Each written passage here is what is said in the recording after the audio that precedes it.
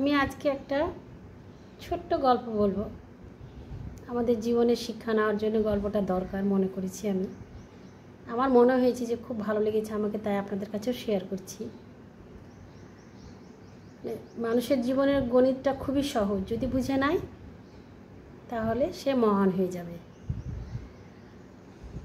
তো এক রাজা ছিলেন, উনি সকালবেলা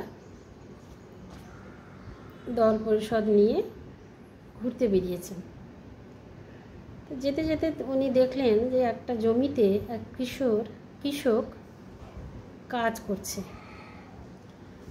উনি আস্তে আস্তে ওই কৃষকটার কাছে গেলেন এবং বললেন যে তুমি এত যে কাজ করছো, কত টাকা ইনকাম করছো তুমি? তখন কৃষক বলল যে হুজুর, আমি এক স্বর্ণ মুদ্রা, এই সারাদিন কাজ করে এক স্বর্ণ মুদ্রা পাই। তখন বললো যে তুমি তাহলে সেই স্বর্ণ মুদ্রা দিয়ে কী করো?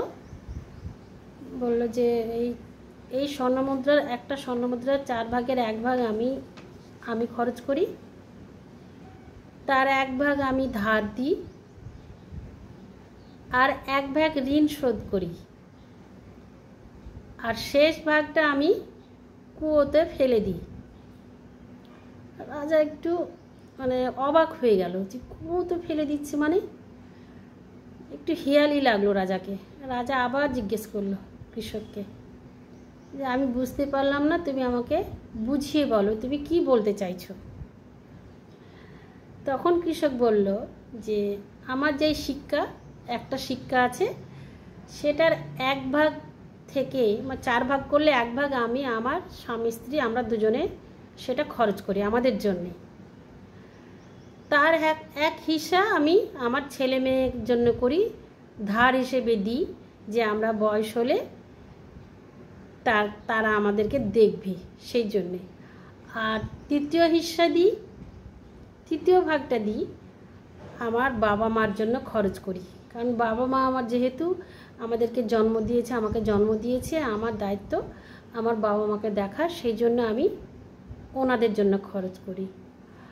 আর চৌথা হিস্সা শেষ হিস্সাটা আমি দান করে দিই, গরিবদের মধ্যে দান করে দিই, যাদের দরকার তাদেরকে দিয়ে দিই। রাজা সত্যি অবাক হয়ে গেল যে একটা কৃষকের কাছে এত বড় শিক্ষা আমি পাবো, আমি জীবনেও ভাবতে পারিনি। তখন রাজা বলল যে নিজেকেই বলল যে এই শিক্ষা সবারই গ্রহণ করা উচিত, সবাই এই শিক্ষাতেই মহান হতে হবে সবাইকে। দিয়ে রাজা সেখান থেকে ফিরে চলে গেল নিজের প্রাসাদে, আর কৃষক ফিরে গেল তার ঘরে। তো বন্ধুরা, কেমন লাগলো গল্পটার শিক্ষা কি? যে আমরাকে মহান হতে হবে, সব কিছুর প্রতি আমাদের দায়বদ্ধতা থাকবে। Thank you. ভালো লাগলে অবশ্যই লাইক কমেন্ট করবেন।